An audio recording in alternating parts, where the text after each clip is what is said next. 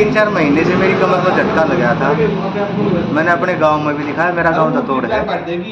और इसके बाद मैं सांपला गया। सांपला में भी एक वैद्य कमर का इलाज करे हैं। काफ़ी समय तक उसके पास जाता रहा, नहीं आया। इसके बाद फिर मैं ऐसा हालत हो रखी थी कि ना मैं बैठ सकता था ना मैं उठ सकता था। फिर मैं इस्माइला में आया, एक और वैद्य जी हैं उनके पास। फिर भी मेरी कमर में कोई आराम नहीं आया। करीबन 7 दिन उन्होंने दवाई दी, कमर में ना आराम होते हुए फिर इसके बाद मैं चुलाना पहुंचा, लेकिन चुलियाना में भी मेरे कमर में आराम नहीं हुआ। इसके बाद मैं भाई धीरपाल के पास आया। वैद्य जी ने पहले दिन ही मेरी 2-4 एक्सरसाइज करवा के मेरी कमर का दर्द ख़त्म कर दिया। ये 4 दिन के बाद आने को कहा था। मैं बिल्कुल स्वस्थ हूँ, आप देख सको हो, मैं झुक भी सकूँ हूँ, ऐसे भी कर सकूँ हूँ और ऐसे भी कर सकूँ। ना तो मेरी हालत ये थी कि मेरे से चलने भी नहीं जा रहा था।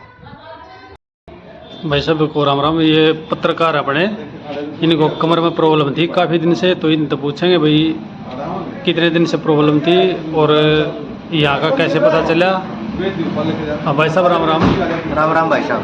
भाई साहब क्या प्रॉब्लम थी आपको? भाई मेरा नाम प्रवीण पांचाल है और मैं मीडिया में काफ़ी समय से जुड़ा हुआ हूँ।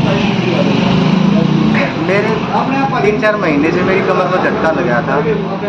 मैंने अपने गांव में भी दिखाया, मेरा गांव दतोड़ है। और इसके बाद मैं सांपला गया। सांपला में भी एक वैद्य कमर का इलाज करे हैं। काफ़ी समय तक उसके पास जाता रहा, नहीं आया।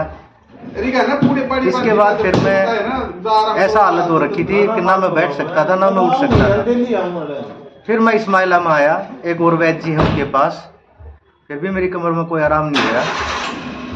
करीबन 7 दिन उन्होंने दवाई दी, कमर में ना आराम होते हुए फिर इसके बाद मैं चुलाना पहुंचा, लेकिन चुलियाना में भी मेरे कमर में आराम नहीं हुआ। इसके बाद मैं भाई धीरपाल के पास आया।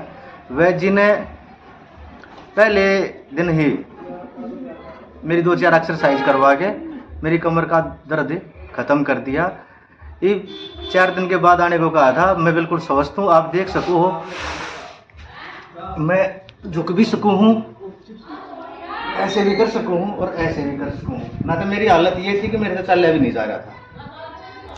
तो भाई सुनना है अपने, ये इस्माइला गांव में आए थे अपने पास। अपना इस्माइला गांव, जिला रोहतक, तहसील सांपला और स्टेट हरियाणा अपनी हुई। तो क्या कहना चाहोगे भाई आप?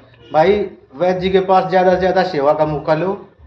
और वैद्य जी जो निःशुल्क सेवा कर रहे हैं, किसी से कोई पैसा नहीं ले रहे। मेरे से तो कोई लिया नहीं, और मेरे साथ मेरे जैसे कई सारे और भी साथी थे, किसी से कुछ नहीं लिया और बहुत अच्छा काम हो रहा है।